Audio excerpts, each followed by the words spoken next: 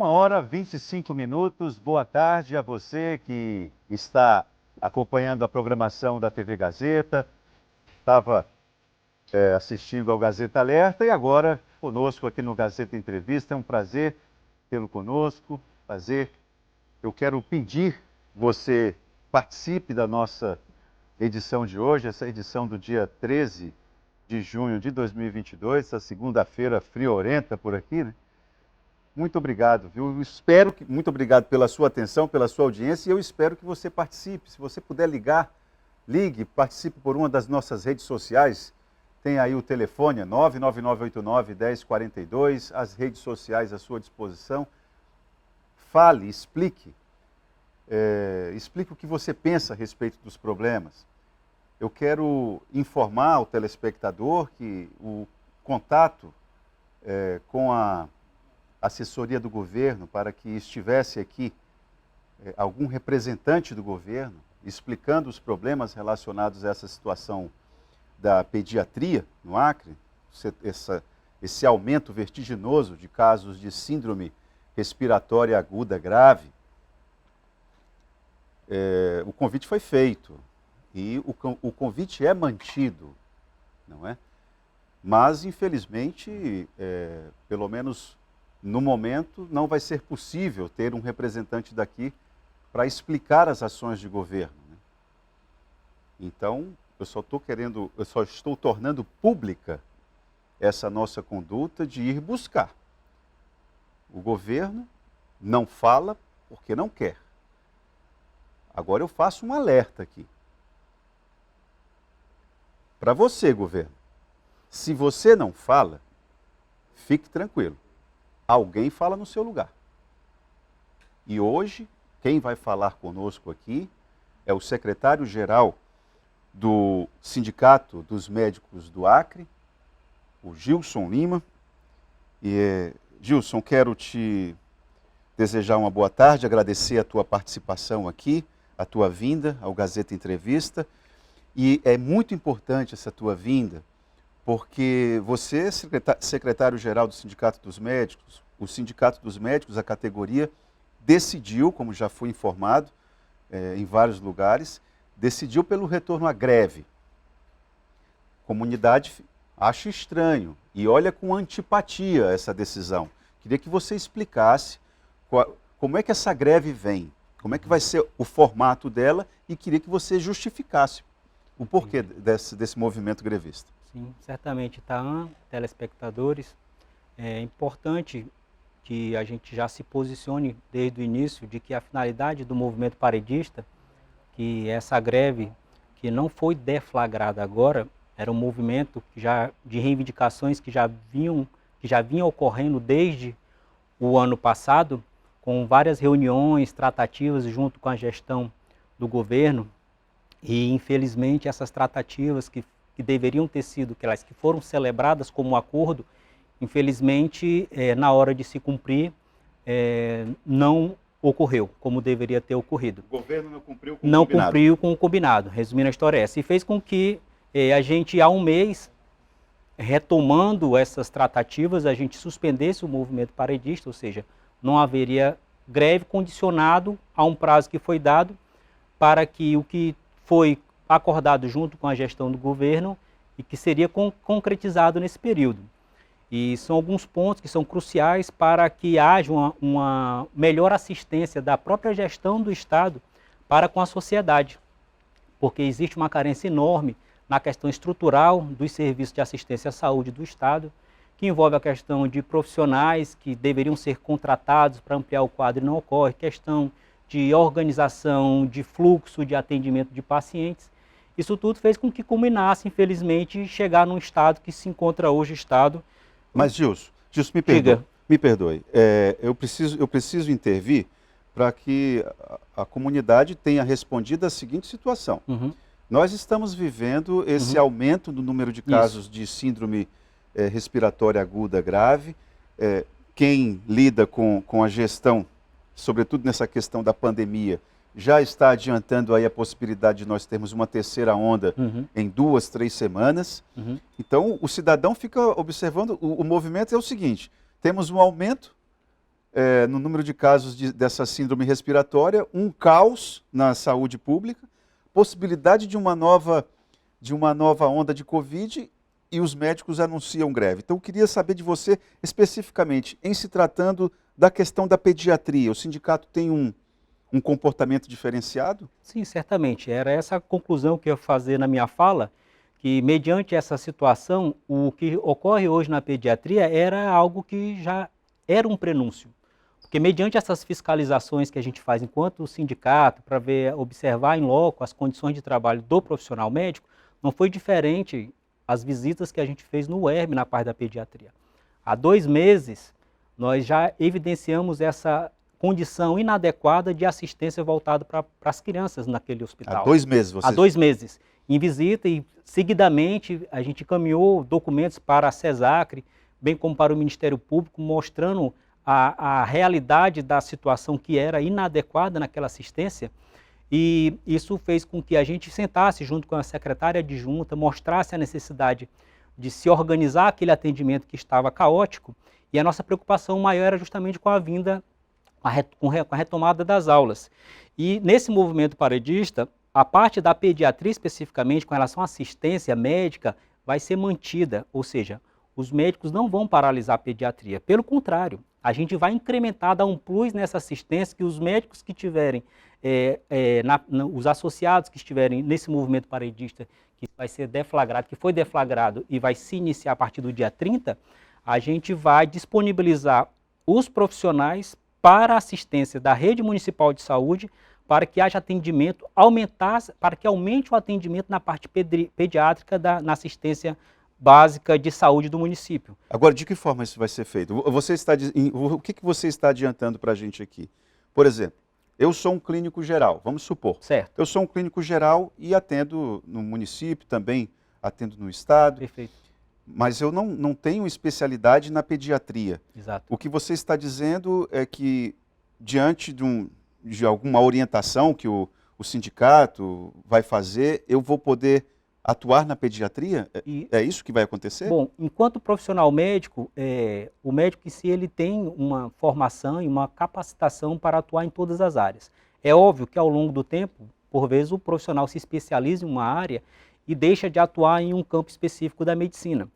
Mas, enquanto profissional médico, as noções básicas, que é isso que é prestado na assistência básica, existe essa possibilidade do médico atuar atendendo a parte pediátrica, e o próprio sindicato vai estar promovendo uma capacitação desses profissionais que, de alguma forma, percebam que elas que têm a intenção de contribuir e, às vezes, precisam de um suporte, de orientação para que seja um atendimento resolutivo e efetivo. Então, a gente vai, enquanto sindicato, identificar esses colegas que estão interessados em contribuir nesse momento dessa virose que está cometendo a parte das crianças, na parte da pediatria, e vamos fazer uma parceria para fazer com que esse colega vá em campo e não deixe no movimento de greve de atender, ou seja, ele vai atender. Então a pediatria ela vai continuar, nenhum médico vai paralisar, e a gente ainda vai contribuir com outros profissionais médicos da saúde da família, clínicos gerais, tem profissionais que são associados ao sindicato que são pneumologistas, que trabalham na área de otorrino também, que podem dar suporte, ou seja, a sociedade ela não vai ter um prejuízo na parte da pediatria, pelo contrário, vão ter mais profissionais em campo, em parceria que a gente quer fazer com relação à unidade de assistência em alguma unidade básica de saúde, que a gente já está numa tratativa junto com a gestão do município nesse sentido. Bom, então, pelo que eu estou percebendo, o Sindimed, eu não sei se o telespectador se estava atento à resposta, mas me parece que o Sindimed, Gilson,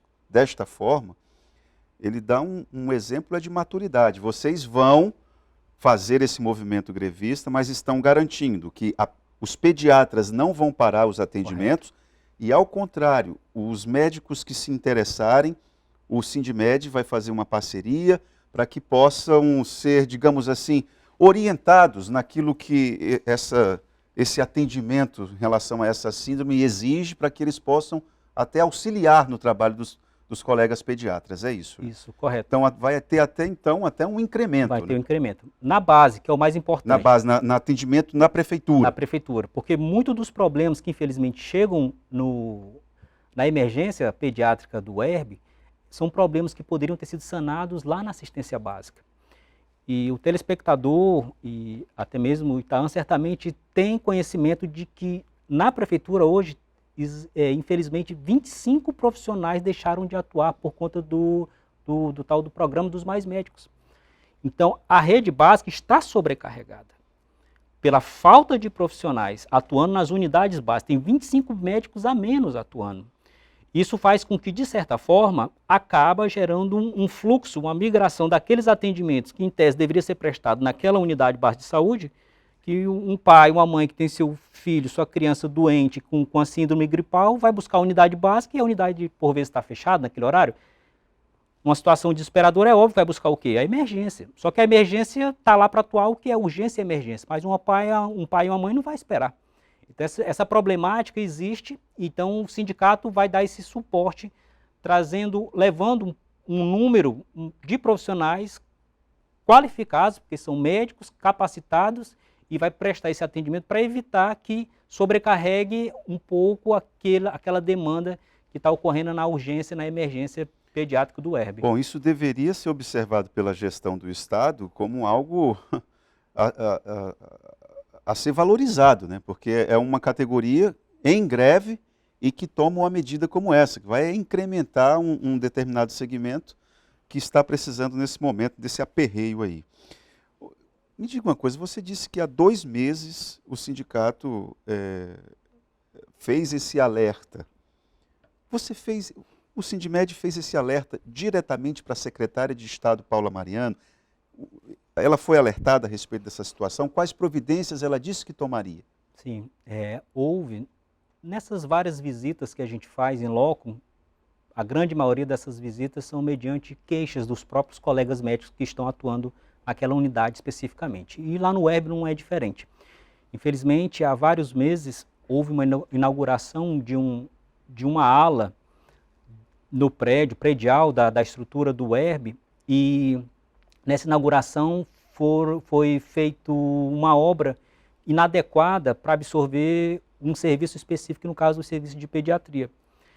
De psiquiatria.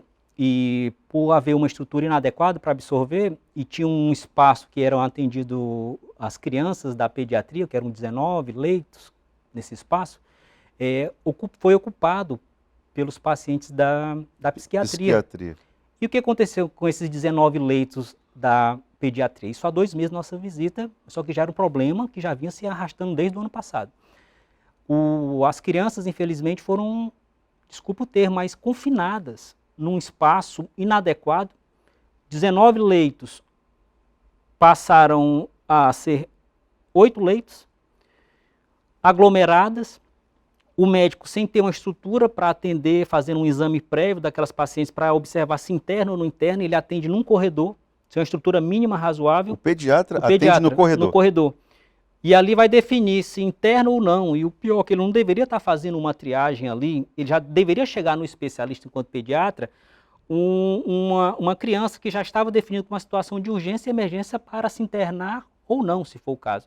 Mas existe um problema de fluxo interno também, que foi verificar triagem para fazer uma classificação de risco. Se aquela criança que chega até ali porque foi no posto, não tinha um médico para prestar aquele serviço, chegou até lá, aquele primeiro atendimento que pode ser por um médico clínico, porque vai ver essa condição básica de necessidade de urgência ou emergência, e às vezes lá na própria unidade do UERB não tem esse profissional e simplesmente fica como se fosse porta aberta numa unidade básica de saúde, e acaba que problemas respiratórios graves se misturam junto com outros problemas que não deveriam estar ali, e o problema em si acaba explodindo, que é o que ocorreu. Porque ninguém esperava que esse momento ocorresse esse quadro de síndrome respiratória grave, com mortes, e que infelizmente ocorreu por uma questão de gestão. Não foi uma questão simplesmente, como estão sendo colocadas aí na mídia, de que pelo fato de no período da pandemia as crianças ficaram reclusas por um longo período e a sua imunidade diminuiu, e por conta disso, na volta às aulas, está tendo esse boom aí desse vírus. Era esperada, era uma prenúncia. Esse Poderia raciocínio acontecer. tem lógica, mas não explica tudo. Não explica. E aí, quando a gente falou sobre isso, que foi a sua pergunta, né, lá para a gestão, para montar a estrutura razoável, os leitos que estavam lá da pediatria, as crianças voltarem para aquele ambiente adequado, não foi feito nada. Infelizmente, chegou na situação que ninguém queria. Esse espaço de 8 leitos, aí você mistura tudo, aí criança que tinha um problema nem tão grave assim, passa a ser contaminada. Isso, que a gente chama de reação, de infecção cruzada. Infecção cruzada. Ou seja, uma pessoa, um paciente, uma criança vai com um problema mais simples, que não é um problema de transmissão viral, e acaba entrando em contato com uma outra criança que internada com um quadro viral e acaba se contaminando. Ou seja, vai com um problema e acaba se agravando, criando uma outra situação de risco. Né? Bom, esse cenário é um problema, eu não diria exclusivamente, mas sobretudo um problema de gestão. É isso que você... Sim, infelizmente gestão. E é uma gestão de forma, que eu digo, de cima para baixo. Desde a gestão maior, que é lá no ambiente da CESACRE, não basta ser uma pessoa qualificada, mas sim compromissada. Se porventura existe já uma demanda que já está ocorrendo de necessidade de se corrigir lá atrás e simplesmente as coisas não estão acontecendo, não está chegando lá na unidade, a conversa que está tendo entre o gestor e a unidade não está tendo resolutividade, simplesmente vai impactar diretamente na sociedade. Então o movimento paredista ele vem com essa intenção, não é gerar um prejuízo, pelo contrário, é fazer como sinal de alerta para a gestão de que, olha, esse problema já poderia ter sido resolvido lá atrás. Vocês deixaram chegar nessa situação. Isso que é inadmissível. Então, vem com a intenção o Sindmed, desse movimento paredista, de, como alerta, falar, precisamos melhorar essa condição mínima razoável para que haja um atendimento de qualidade. Isso não está ocorrendo, infelizmente. Gilson, nós vamos fazer um intervalo agora. Eu quero só lembrar o seguinte. Esse final de semana foi divulgado, circulou nas redes sociais, um áudio da diretora do Hospital de Urgência e Emergência com a secretária adjunta de Saúde do Estado, Adriana Lobão. E nesse áudio fica evidente o caos em que está a gestão, dialogando aqui com o que disse o Gilson do Sindmed. Então, me parece que as coisas se encaixam, as conversas se encaixam, né? Aquele panorama relatado pela diretora, com o que está informando aqui o secretário-geral do Sindmed, uma coisa dialoga com outra. O resultado disso, 9 mortes e a reação do governo. Né? A reação do governo na prática foi o quê? Aumentou para 20 o número de leitos de UTI no INTO e a criação de um comitê. Foi um comitê interinstitucional para acompanhar esse cenário. Essa foi a reação do governo. Boa tarde, Itaã. Tem alguma informação se essas crianças que estão sendo transferidas para o INTO são vacinadas contra a Covid? Vou ver aqui com o Gilson se ele tem alguma informação sobre isso. Daqui a pouco a gente volta no Gazeta Entrevista.